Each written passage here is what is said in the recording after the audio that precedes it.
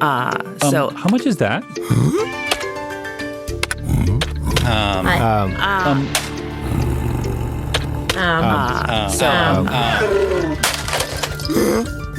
Welcome to the Podcast Editors Mastermind, where we help you with the business side of podcast editing.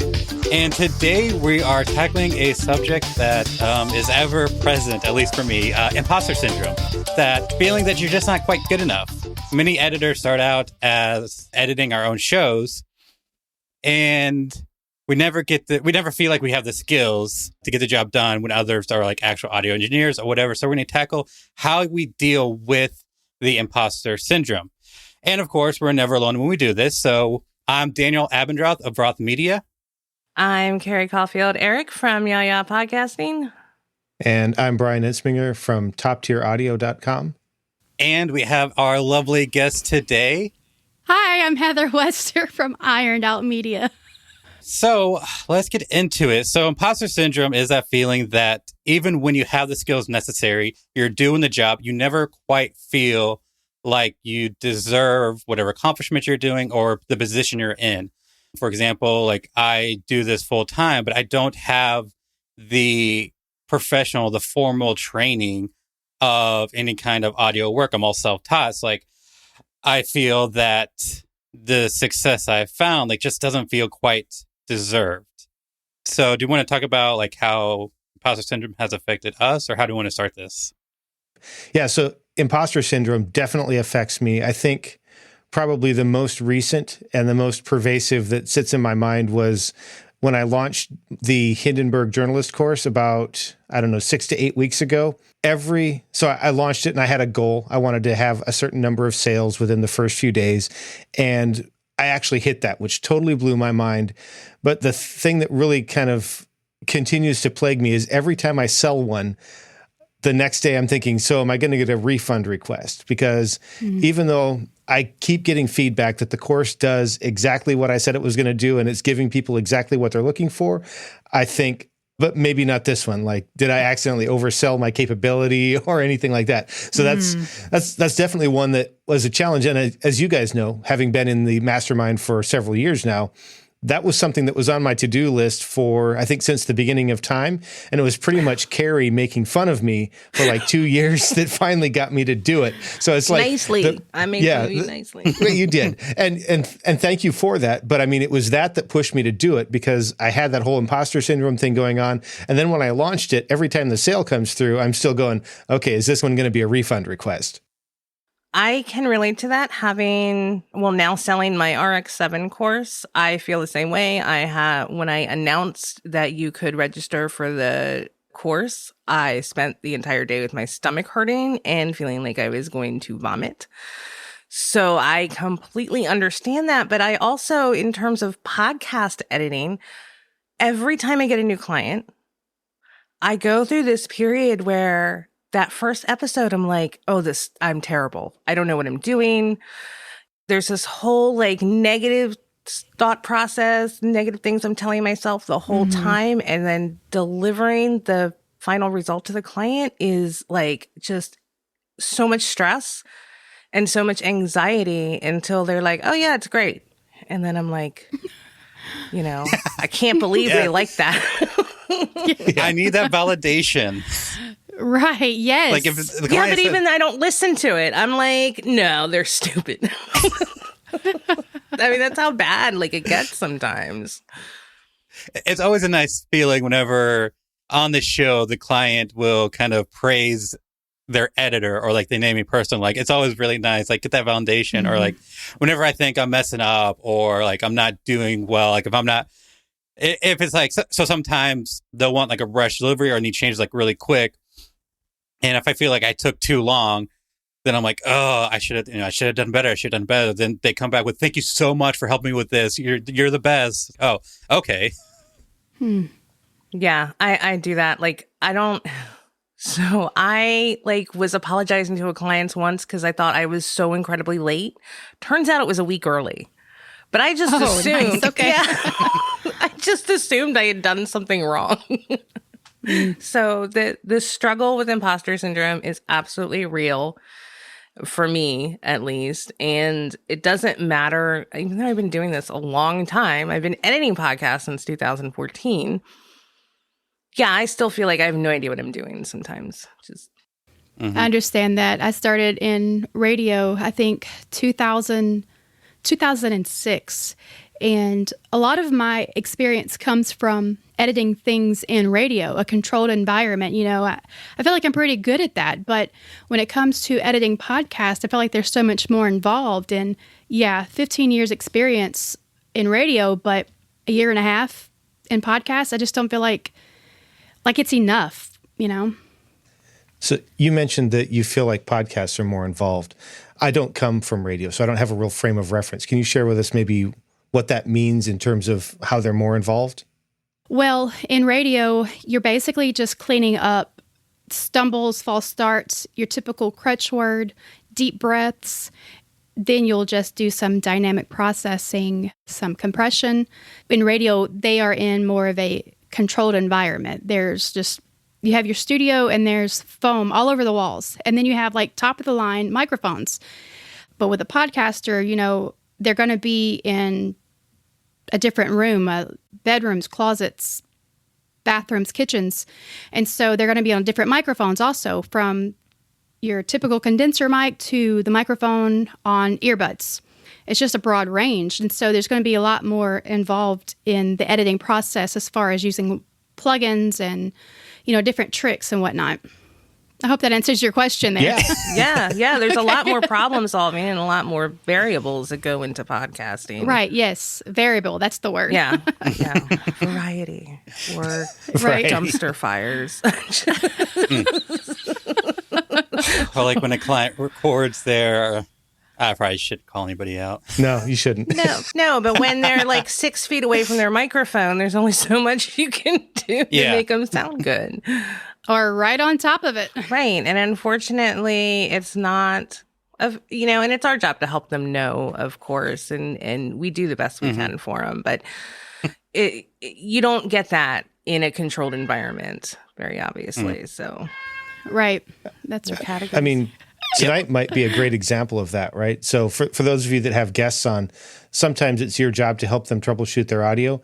When we got on tonight, there was something not right with my audio. So while we were backstage, the 3 other people sitting on here on the screen are helping me troubleshoot that stuff. That's some of the variables. I've actually got a nice mic, and I think I know what I'm doing, but apparently tonight I didn't have it right. Absolutely. Exactly. Stuff happens. And especially now that everybody's streaming from home, I feel like there's a lot more technical problems simply because everybody's using Zoom or everybody's using StreamYard or everybody's doing Facebook Live. So, of course, it gets a little bit more glitchier. So that's all I have to say about that. All right. Before we dive too much into imposter syndrome, one thing we do on the show is we give other podcast editors the opportunity to edit this show for portfolio so they get feedback for whatever reason. And Heather was gracious enough to offer her services for last week's episode with Brittany Felix. Be sure to go to podcasteditorsmastermind.com if you want to listen to that episode. As always with Brittany, it's packed full of amazing information. But Heather, you edited that episode. So let's talk a little bit about what your process was when you edited us. And don't be gentle. Okay. Well, receiving the tracks, I love how everyone recorded their individual tracks. So the first thing I did is I wanted to line up with the start of the show, the countdown, so that everyone was talking at the same time. And then I just listened through as I edited. I just wanted to cut out some of those stumble words and just sort of when someone is speaking over the other, if you're laughing or you tell a joke or there's some background stuff, just listen in for what lines up where. And I was using Hindenburg for that one. That's my favorite for editing things like that because I can lock it in time. I don't know too much about Adobe in that manner. And then breaths, stumbles, when someone bumps into the microphone or bumps the desk, I try to get that out. And just general cleanup. One of the plugins I did use for Hindenburg was some of the noise suppression. Okay.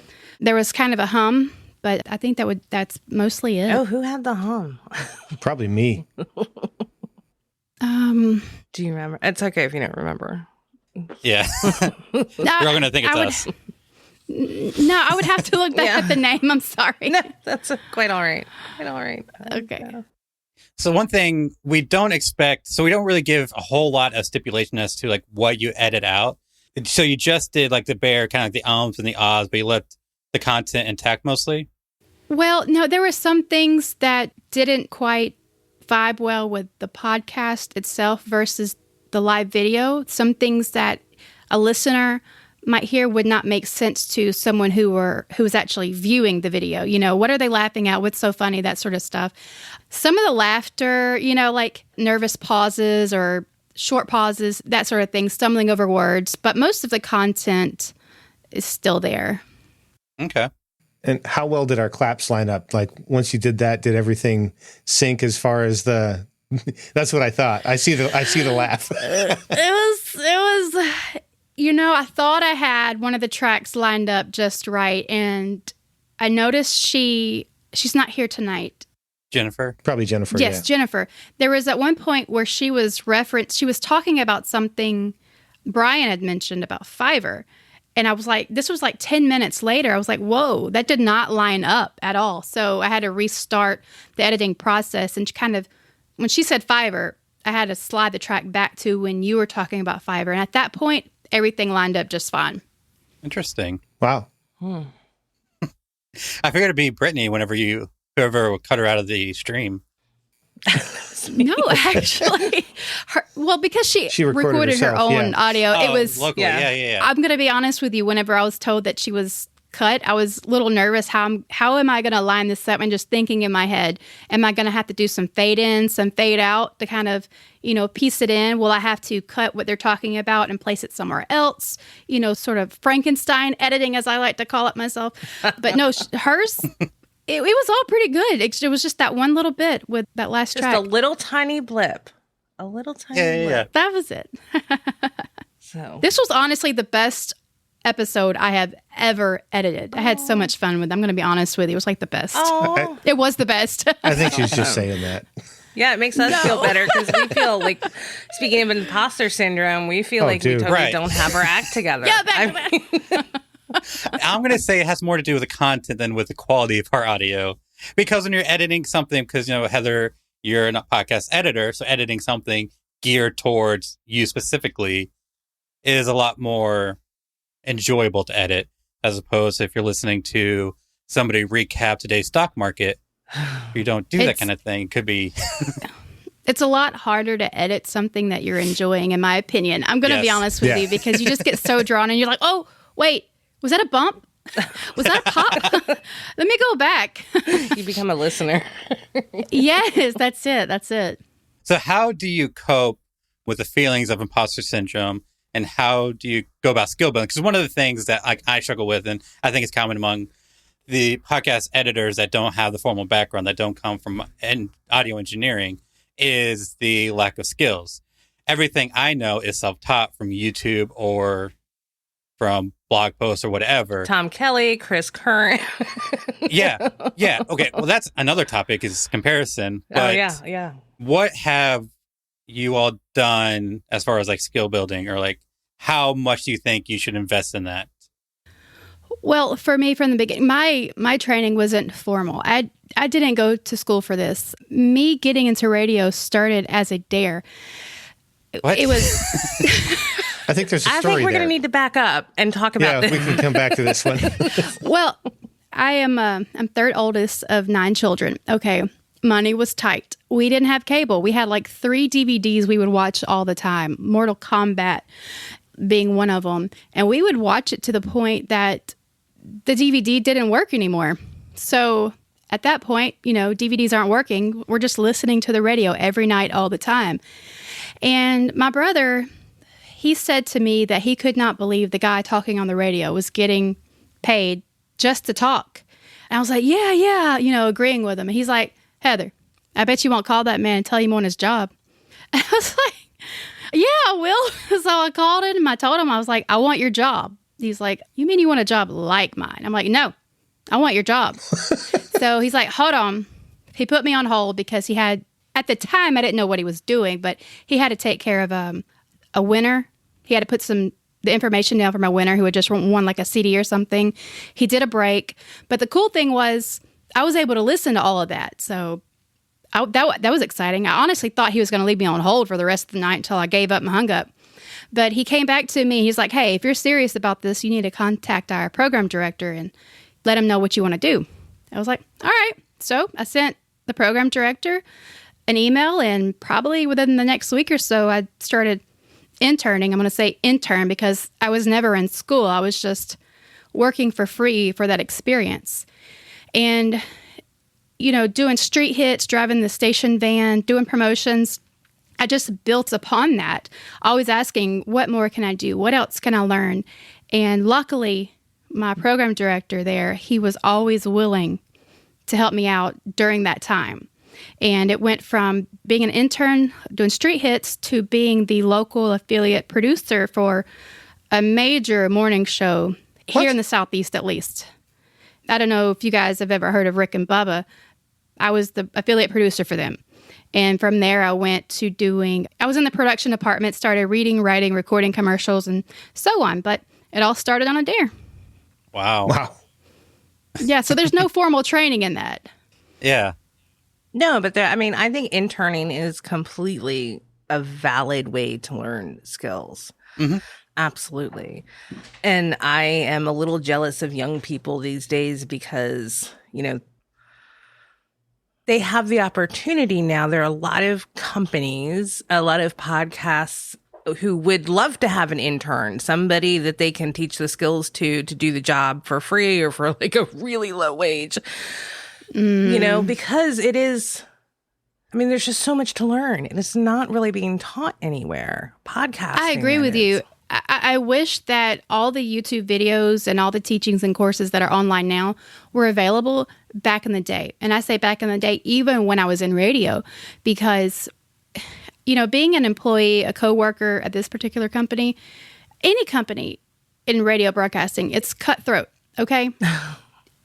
And this knowledge is free, okay? But those certain people aren't willing to share the knowledge because they're afraid you're going to step on their neck and boast yourself up. And so much of it was withheld. It doesn't matter how much experience or training you have or how long you've been in the company. If you're not the right person or what they're looking for, then you're not going to get any further than your basic part-time board op. So did you experience that in your time in radio? Yes. Okay. Yes, I did. But because I loved it so much, I stayed, always hoping more would come out of it. And eventually I just got tired of it. And that's when I decided I'm going to do this on my own. And thus Ironed Out Media was born. Which I think is another really great thing about podcasting, because especially podcast editors, because they are very free with their information. So one of the places I have learned a lot is from the Podcast Editors Club, and also now Just Busters. I learn a lot from our female editor community, which you are a part of, Heather. Yes, I am. So shout out to Just Busters. Just because everybody really is so free and generous with their information. So that is one definite place you can start in those Facebook groups to really ask questions, no matter how stupid you may think they are. Somebody's going to answer them or give you a resource, or maybe you'll find out that they want to know the answer to the question as well, right? Because sometimes somebody posts one question and then a whole bunch of people chime in like, oh yeah, I've been wondering about this too. But they were it's almost foreign to me how kind and generous everyone is in their knowledge. It's person A is going to ask a question. Person B will answer it perfectly. Person C will piggyback off of B. And person B is going to learn something they didn't know because of person C contributing to the conversation. Yeah. It's that domino effect. And as toxic as Facebook can be, I think Facebook groups can be super valuable. So the fact that there are like generic podcast groups, but how niche they can get. Because Brian runs one for people that use Hindenburg. I have a group for people that use Reaper. Carrie has a group for female editors. So if you have a specific question, there's probably a community just for that topic. Right. And I'm using Adobe Audition 1.5. So it's like right after Cool Edit Pro became Adobe Audition. Oh, it's too bad Jennifer's not here because she knows all about Cool Edit Pro. So I was editing my first 2-person episode. Actually, no, it wasn't my first. I was just tired of trying to line everything up, to be honest with you. In Adobe Audition, I don't know if it has the capability to lock your tracks in place. And I went into the Podcast Editors Club looking for some help, and I was referred to Hindenburg, and I think, was it Brian? Did you do something with Steve? I did a walkthrough probably 2 years ago, year and a half ago. I feel like I watched that video. Didn't you do that more recently? Or did he just replay it? I swear. I did something with Chris Curran where we just went through high-level work. Yeah, Chris. I called him Steve. Yeah, okay, Chris. Yeah. I'm sorry. Yeah, I'm so sorry. No, that's him. That's the one. And when I learned that you could just lock it in place, and then if you wanted to cut a breath out or something from both tracks, you could do it, and it would line right back up. I mean, that has saved my bacon so many times. I just can't. So speaking of Hindenburg, if you do want to learn more about Hindenburg, Brian has a course, really great course. Be sure to check that out.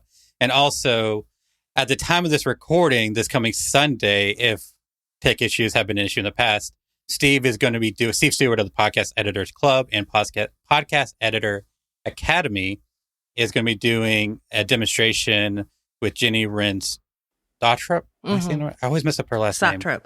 Yeah. Okay. So that'll be August 10th, 2020. So if you're listening to the audio version of this, you can probably watch the replay. I think he keeps them up 7 days. So 7 days. So from the 10th to the 17th. And then if you're part of the Academy, it'll be available there. So, Heather, I kind of got ahead of things. So we're here to help you. So what struggles do you have? What can we help you with? Okay, so going back and touching again on the topic of imposter syndrome, I wonder where I could be or what I could have done had I not allowed myself to hold me back.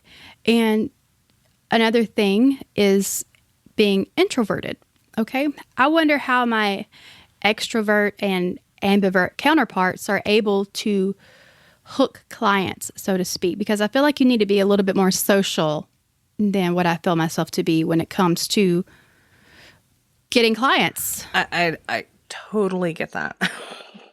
I think that's a misconception, which like fellow introvert right here, like there are although I'm probably an ambivert. I mean, because I have my moments.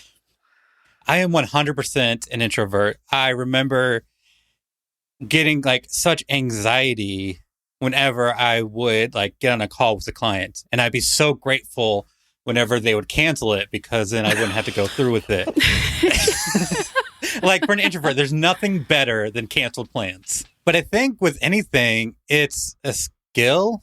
So we can go into like specifics. So like one thing I do with my clients in order to foster a better relationship is I do quarterly calls. So 4 times a year, we'll hop on a call, it's a video chat. We talk about any questions they have, ways we improve the show. And the big thing is just so that I'm not that ghost on the other side of the email. I found myself just being, not wanting that kind of face-to-face contact and just relying on a few emails here and there and just doing my job and just being done with it. But I wanted to be a little more involved and just kind of build more of a relationship with the clients. That's why I started doing these video chats.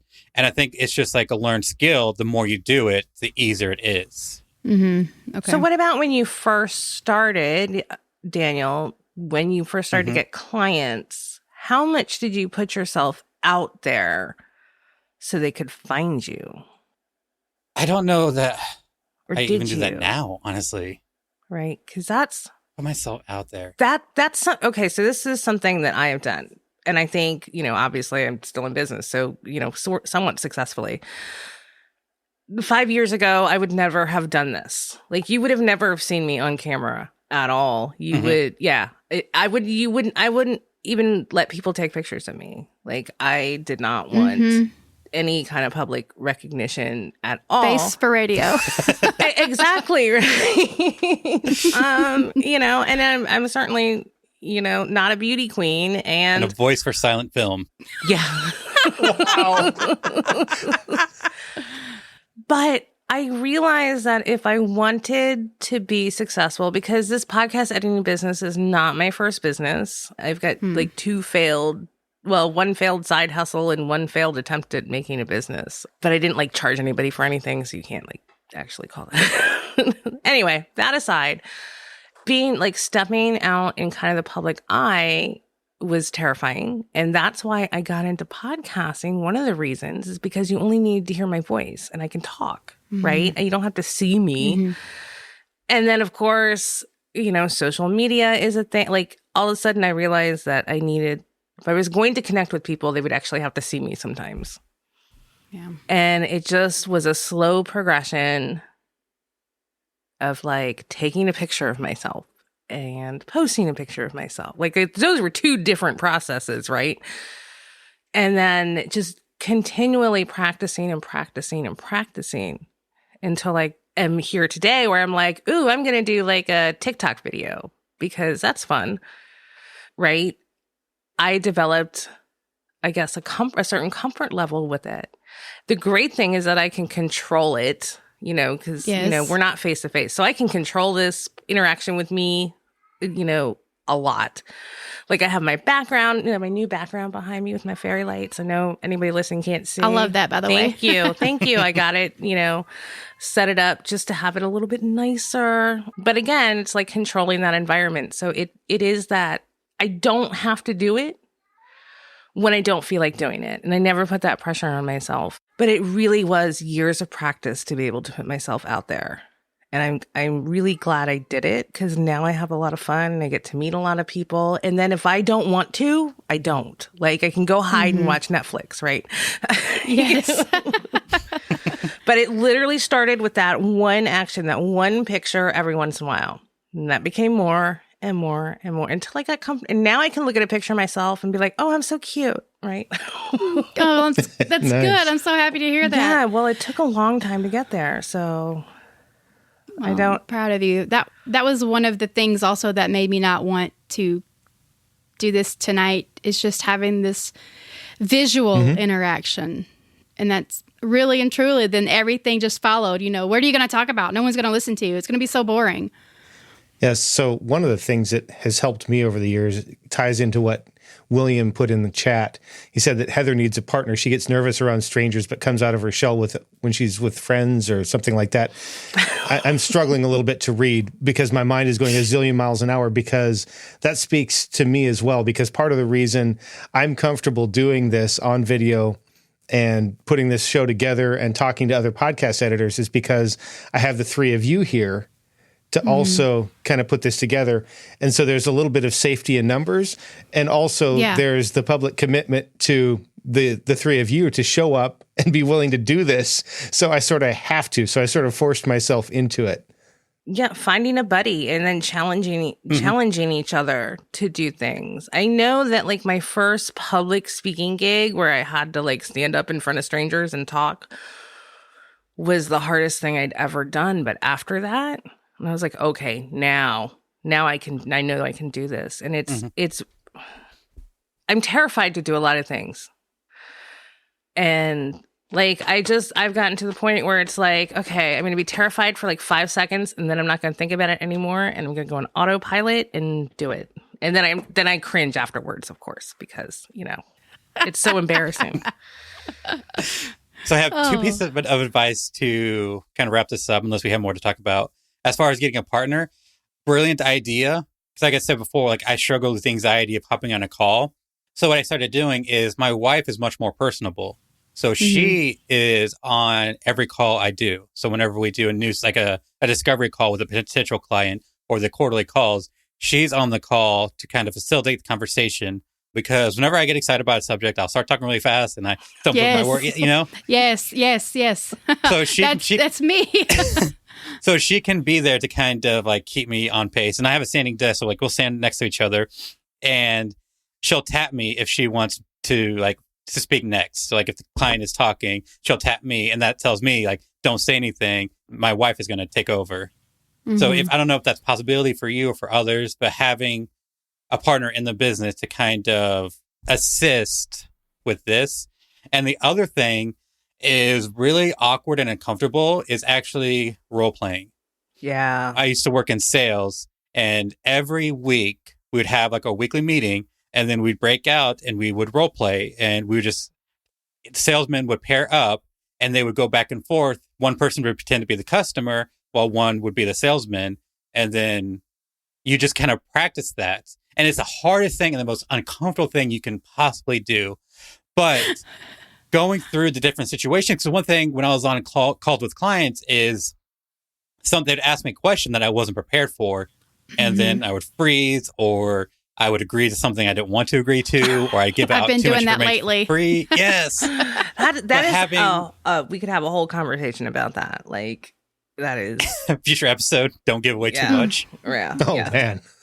And maybe that's something we can facilitate within the podcast. The mastermind group. Role plays. Is to Role-playing? do role plays. Mm-hmm. It is really uncomfortable, but if you have to trust the person you're with, it's going to be private, friend or somebody who understands the business, to just kind of like work that out with you. I could see where it would be beneficial. Thinking of role playing just gives me stress. Tell me all over again. I'm just going to be honest. Yeah. But I could see where it would be a useful tool.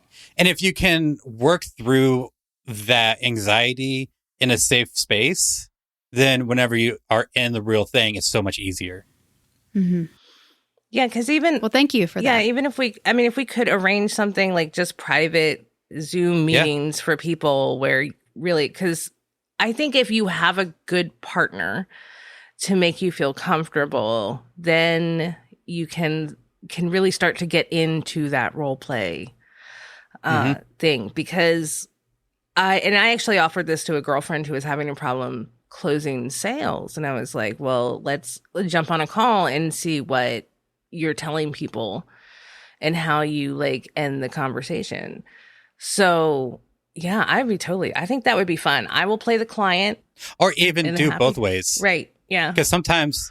Well, I don't want any clients, so no. I'm done. Sure. But sometimes it's beneficial for, if you're trying to learn, to be the client and see how somebody else does it to get an idea. And then you can kind of copy that. So I told you guys earlier, I'm kind of a processor when it comes to asking questions. Mm-hmm. This I'm is the same way. touching. This is touching back to the editing for podcasts, episodes. Do you think it's important to have those plugins and all those different filters and whatnot? Or is it just mostly important getting the long silences out, the plosives, the crutch words out? What do you think is most important? I think you'll get a different answer based on what people use. If somebody has all the plugins and they know how to use them, they'll say you absolutely need to. But I think it all depends. So we had Chris Curran a couple weeks ago, and he's been in audio engineering for over a decade. So he knows what he's doing. But the difference is he also can cater to a different clientele where he can charge hundreds of dollars per episode. Not every client is going to need that. So like the clients I work with, they are not trained professionals. Like they don't need to have like pristine audio. They do need a certain degree of quality that I also strive for. I don't think that it's absolutely, you don't need anything fancy as long as the end. So there's always a conversation between being the best you can and being good enough. And I think like the answer lies somewhere in there. Like, plosives, obvious distractions. Absolutely. Mm-hmm. But do you need to like fine tune the EQ and like really like nail down like every aspect of it? For me, I don't think so. I don't do that. And I've managed. I didn't mean to cut you off, but no, you're fine. That's just something that bothers me a lot with equalizers. Equalizing. I don't know much about it, and I just hear so many other editors talk about it. I did this, I did that. This is better than doing it yourself. Is better than Alphonic, and I'm just worried. Am I doing something wrong? Am I not doing something I should be doing? Should I stop trying to find clients and just learn more? Focus more on equalizing. Focus more on learning how to use the plugins. And often because of the imposter syndrome, I just want to stop operations and just take every course that's out there. Hindenburg, all of, I can't even name all of them. I mean, there's so many and so much on YouTube. Should I stop and just even go to school for it? That's how strong this syndrome can be, I think. So if you're listening, you won't see this, but me, Carrie, and Brian are all shaking our head no. Yes. Do not stop what you're doing. If people are paying for what you're doing now, let them keep paying. And ultimately, your job is just to make it sound good and whatever that looks like for you is perfectly okay. Like, I work with a lot of editors who don't use any plugins at all. So we're just learning the native effects in Adobe Audition. And you know what? It works just fine. Mm-hmm. Yeah. Okay, so whenever you edit something, do you have someone out of the business listen to something? Sometimes I let my husband... To see if they can tell a difference. Yeah. Oh, actually, I do this with my husband my all wife. the time, but he can't hear the entire frequency range. So a lot of times he just can't tell the difference. So, but yes, because, I don't always trust my own ear. And I think that, especially if I've been like listening to the same thing like 500 times, I mean, you get that fatigue. That's something I struggle with. It's just trying to, I'm editing and I feel like this sounds better. Can you listen to this? And they're like, well, this doesn't sound any different than the original. And I'm like, what? No, you can see it in the waves. Right. It's different. So it's just like, am I doing something wrong or is it just their ear? Like, what's going on? You have a much more critical ear. It's like having a chef taste your food versus just a regular old eater. Me. Yeah. That doesn't sound right. But Yeah. I think that what I would say is that if people are paying for what you're doing, the way that I've seen the most growth in my life is when I face a challenge and the results are pretty public, right? So I could sign up for all the courses in the world, but I won't actually get better until I do the work in a way that failure is obvious. And so my encouragement would be to keep doing what you're doing. And then as you identify gaps you want to fill, go look at those. Well, you just mentioned something about if you're getting paid and it's being put out there, keep doing what you're doing. But I don't have that client. I don't have clients yet. I'm still editing for free to put it in my portfolio. Oh, no, stop. And I'm not getting the feedback. There's still clients. I've stopped. I've stopped because I'm not getting the feedback that I requested. because Here's a free podcasters are busy. Okay, let me put it this way. If there was something wrong with it, you would get that feedback.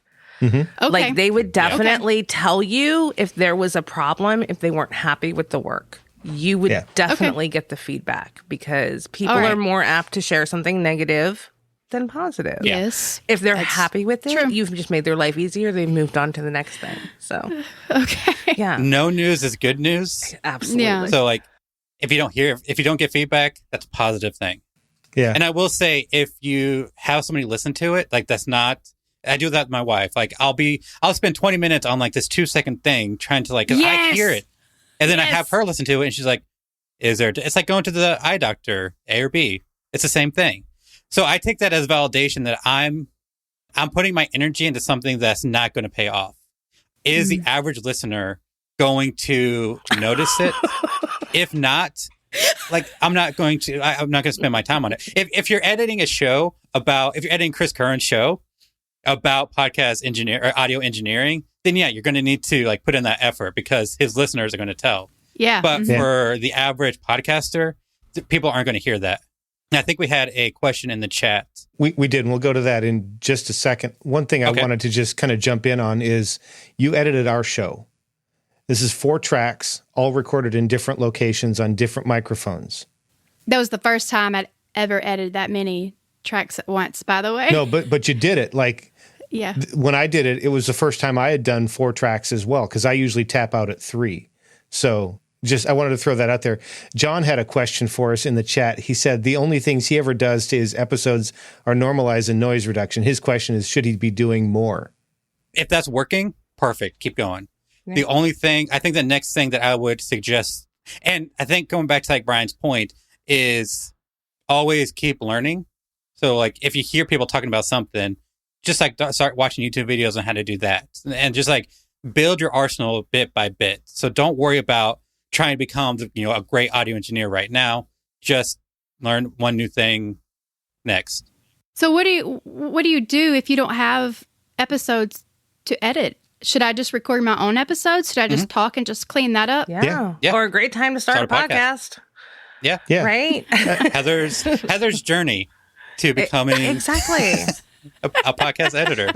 All right. You might not get the downloads, but that's not the point of it. Yeah. Right. And I think that speaks to the role playing, because William also commented that when you were on the radio, you would role play. You could also think of this as being a version of role playing. You're in the practice room, but again, you got to hit publish. And you're not hitting publish to find out if people like your content. You're hitting publish to force yourself to do the best you can right now. Yeah. Mm-hmm. I never thought about that putting those two together, role playing. I didn't either. When editing audio. That's the same. That's what's great I like that. Yeah. That's what's great about these masterminds. Is like you get these epiphanies. So back to John's question, normalizing noise reduction. I think those are great places to start. I would suggest the next thing would probably be compression. No, I would start with EQ. No? Compression, EQ, really? Yes. See, EQ, there it is. Right. Okay. So I say this because compression is such a big, I mean, you could spend years. I mean, you could write a thesis on compression and still have people disagree with you. It's such a big topic that I would start a little bit smaller, and EQ is a great place to do that, especially because you can solve a lot of problems with EQ that you can't solve with compression necessarily. So EQ becomes extremely useful. Whereas compression, you really can get away with not having it, and you can certainly run something through Auphonic and be fine. Like, there's a way around compression, but I think like EQ is a valuable tool. And also for you, for Heather, you have a bit of a secret weapon with Hindenburg because it has that generic voice profiler. Yes. And if nothing else, that's a really good tool. Even if you don't like what it does to the voices, like if you don't like the EQ curves that they've chosen, it helps you understand what it's seeing, and then it helps you hear the gap and identify, because my experience has been that the hardest part of EQ isn't figuring out that you can raise and lower frequencies. It's nailing the ones you want to hit to make it sound the way you want it to sound. So, Brian, when is your EQ course coming out? Oh, I don't have an EQ course, man. That's a masterclass. Same as the compression thing. No. I think I was going to ask Santa for it. Well, I think that's going to be probably my next course coming up is EQ. So, Brian, if you want to do it together, we can do it together. And this is when I call Carrie and ask her if I did it right. Right? No. Yeah, So William is he's a friend. So the comment is, get Dusty to talk about Mass Effect or Destiny. You'll have hours to edit. And that could be a thing. Just get your, right. We always joke about, two drunk guys with a blue Yeti, kind of shooting the breeze. But hey, that could be a way to get started editing. Maybe get something a little bit better quality, because that'd be really awful. Maybe I need something really bad to make it sound really good, right? Well, really all we do is problem solve. I mean, because we get such crazy situations in podcasting. So Ishmael has a really funny comment that actually has a good point. Me at the beginning, ha ha ha, I don't have imposter syndrome. Me right now, I need to sell my kidney and pay Chris Curran. Yeah, the arrogance when you don't know what you're doing versus the once you know a little bit, realizing how much you don't know. And that was me when I came into podcast editing. Oh, I know how to do radio edits. I'm good. I get into podcast editing. I'm like, whoa, I don't know what I'm doing. It's just different. It's so different. Back to the variables. None of us knew what we were doing, and some of us still don't know what we're doing. Yeah. We're just all figuring it out together, and that's why I think that we're all so willing to share. Is because this is unlike anything else. I mean, music people don't have to get something recorded in somebody's garage with the, neighbors mowing the lawn and the cats meowing and the dogs barking and the birds tweet. Like, that just doesn't happen. So, yeah, we're just we're all making it work together. Right. And I guess I would also say that, if you're thinking about imposter syndrome, courses are great for skills building, but that doesn't mean that you won't still face imposter syndrome. Because I did pay Chris Curran, and I did go through his course, and I think I did a pretty good job. But sometimes I send off an edit, and I'm going, I wonder if this is the one where they're going to realize I'm a fraud. Right? And this is 3 or 4 years into getting paid to do this stuff. So, I mean, it still happens. You just got to face it down. Yeah. Just piggyback on what Brian said is that I still, like, every day, every week, I feel like somebody's going to find out that I'm no good at this. Right? Because even being a community leader in Just Busters, our female podcast editors, woot woot, there's so many amazing women who do way more amazing stuff than I do. Like, and they have credentials and skills and all these things. And I'm like, why are you listening to me?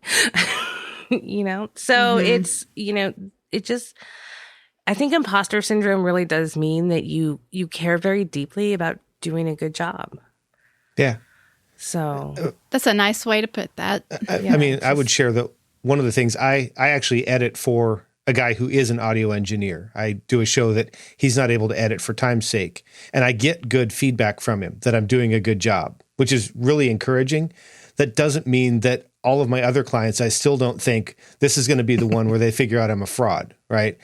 But I think that speaks to one of the questions you had before. What could I have done if I didn't hold myself back? And I think of it in the reverse. If I had decided I wasn't good enough to go forward, what wouldn't I have accomplished already? And then what could be more? And I'm wondering, like, do you have any perspective for you, Heather, on what you think you might have been able to accomplish if you hadn't let this hold you back? Well, I had a podcast actually, and I got pod fade because of imposter syndrome. Okay.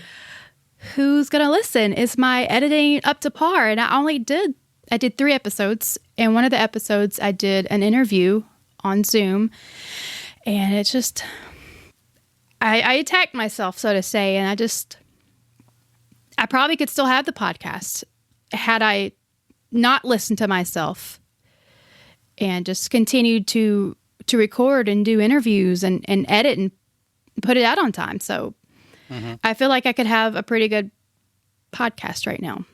And that was just me holding myself back.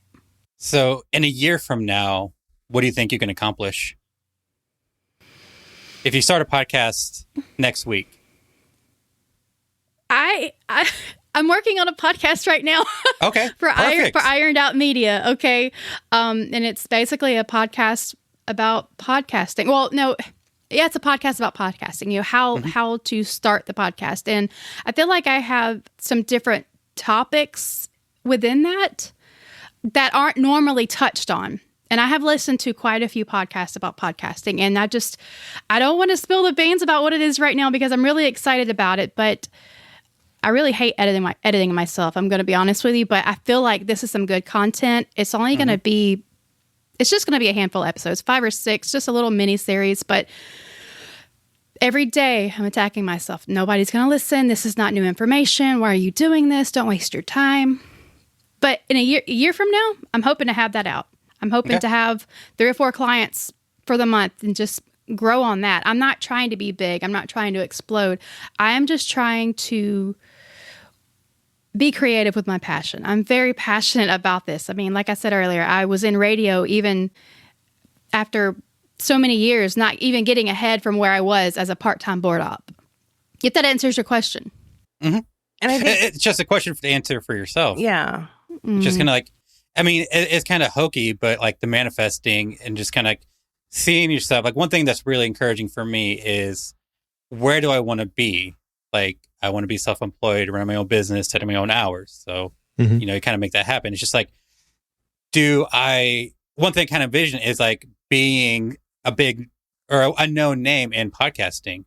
So just kind of like manifesting that, just kind of imagining it, getting excited about that possibility, because then that's more exciting to do some other endeavor, like trying to come up with a course. Something that you said, because you've referenced it probably 2 or 3 times, has really kind of stuck out to me. And it's the idea of fighting with yourself. And I'm not getting the words exactly right, but it was a really poignant way that you put it, where you're basically cutting yourself down.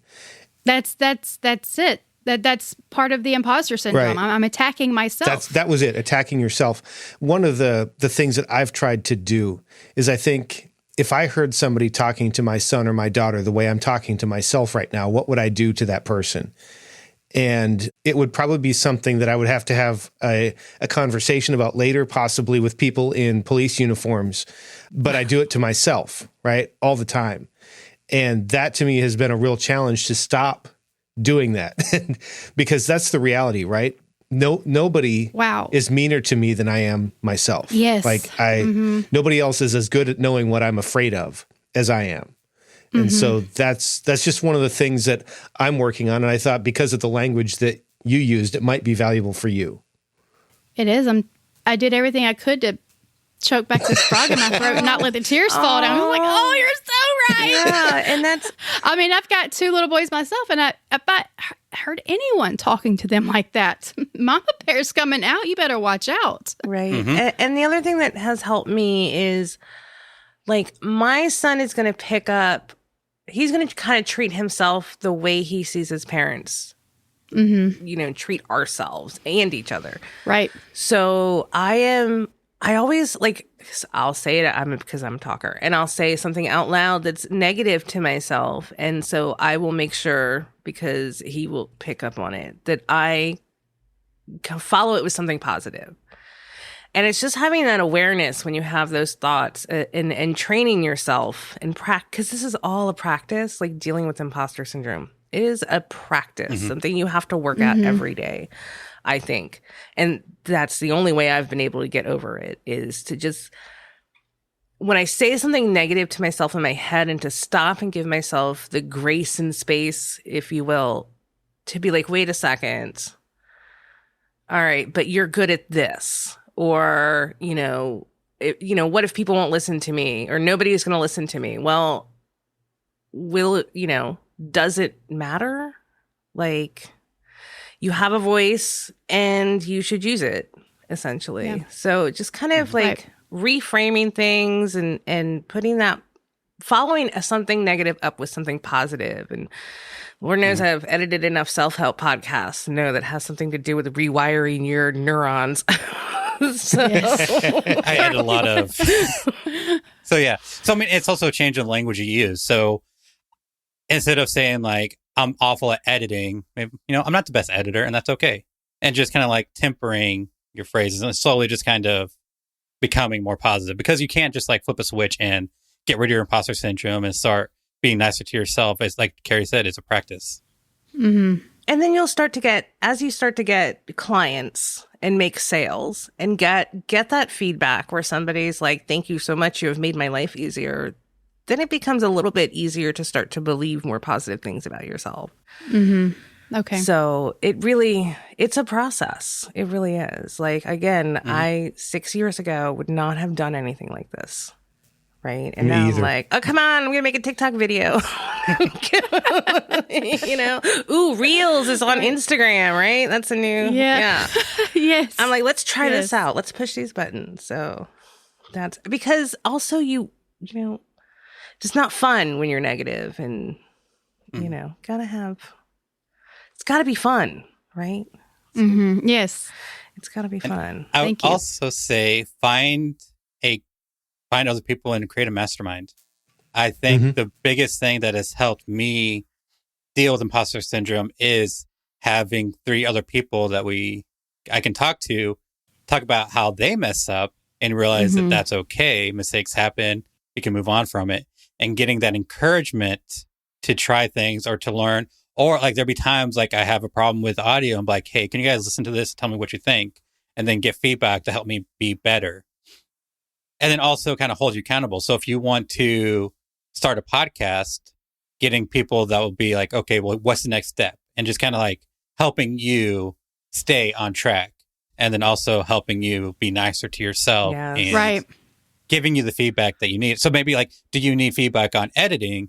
Maybe a small group of people can give you that feedback. Mm-hmm. Okay. That's a good idea. Thank you. Yeah. And actually, maybe in Just Busters, we can do a little sign up sheet to if you want to do a mastermind. That's a good idea too. I know. I like that one better. Yeah. Well, that way you can pair up with other women who, to learn from and just to have that connection, because everybody's really amazing, I think. So, yes. So anybody listening or watching, if you're not part of the Podcast Editors Mastermind group, join and just like make a post, see who's interested. This mastermind started out of Podcast Editors Club. I just mentioned that I would want to start a mastermind, and Carrie, Jennifer, and Brian all said, hey, I do too. And that's how this started. So just like throw it out there because people want to do this, but you just don't know how to do it. Mm-hmm. And we didn't know how to do it. Just start meeting weekly and to kind of see where it goes. Yeah, and it literally, like, we don't do a like really formal structure. It's whatever anybody needs to talk about. And even if it's sometimes we're just hanging out for an hour, and then just we're shopping, we're talking about different kind of news. Yeah, this has been really, really comfortable. Okay, with the lack of, this is going to sound bad, but the lack of structure. It does feel like you're just hanging out, talking with friends. So, and thank you. You're welcome. Yay. This but really isn't that far off from what we normally do either. Yeah, no, it's right? not. We just don't talk about the private stuff publicly.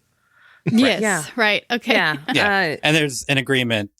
I mean, there's nothing like, there's just like a known agreement. Anything mentioned in the mastermind, we don't talk about. We don't tell anybody outside the group where the bodies are buried. Exactly. Or what you have planned. Never. Yeah. Yeah, but it's just like, I think because probably we're processors too. So sometimes we just need to just like shoot the breeze and stream of consciousness, and then all of a sudden a problem will come out. Right. And then we'll talk about it and kind of help each other, like help whomever has through it. But totally chill and just doing what works kind of thing. Mm-hmm. So Heather, thanks so much for coming on the show. Thanks for this. I want to say amazing topic, but it's something that I think a lot of people deal with, and it's something that's really hard to deal with. So being able to have a public space that we can all kind of commiserate and problem solve, I think has been really useful and very valuable. I think on the next episode, we have Gordon Firemark lined up. I think that's the plan. Yeah. Yeah. So, and it's right on. Yeah. Yep. So if you have any legal questions, be sure to post that in the group and we can bring it up on the next episode. If you want to be on the show, Carrie, how do people do that? So you would go to podcasteditorsmastermind.com. In the menu bar, you would click on Be a Guest. Fill out the little form. Tell us if you want to edit an episode or not, because we would appreciate that if you did. But don't worry about it if you don't want to. And hit the submit button, and ta-da, we will contact you and get you hooked up. Is that how you get? And please have a topic. It makes it easier to figure out what we want to talk about. And if you don't, I mean, that's fine too. I didn't have a topic, but these fine people helped out. Exactly. I want to be on the show. I don't know what to talk just about. Like, come on, hang out, you know? Yeah. You know? But it helps to have a topic. Yes, for sure. And if there's anything you struggle with, you know, we're happy to sit and talk about it. One thing I think would be cool to do is just kind of workshop somebody's website. Like, ooh. Yeah. I like that idea. We don't need to start that now because... No, listen, Heather, I saw your website and I was like, oh, this is kind of cool. When did you look at it? I looked at it today. And then I was like, because it looks different than I remember. Yes. But it actually looks, you know, there's some things on it. And I was like, I think I need to steal that. So. I'm glad. Yay. I've been working on it so hard the past week and a half, 2 weeks maybe. I'm just really trying to do an overhaul. The next thing is going to be my logo. I'm not 100% happy with it, but I'm really trying to work on my branding right now. I understand that's important. From listening to Brittany Felix's last episode, I'm just trying to figure it out, you know, what colors work best. It's not that I'm trying to attract a certain client or push away a certain client, just what looks nice and inviting, you know, trying to work on that layout for the website, look at the font and this, that, and the other. So I've really been working on it. So your feedback means a lot. Thank you. Oh, you're welcome. You're welcome. Yeah. And Heather, if people want to see the hard work you've put into your website, where can they go? ironedoutmedia.com. Nice Awesome. segue. Thank you. I'm Daniel Abendroth. You can find me at rothmedia.audio. I'm Carrie Caulfield Eric. You can find me at yayapodcasting.com. And I'm Brian Edsminger. You can find me at toptieraudio.com. And thank you so much for watching and listening.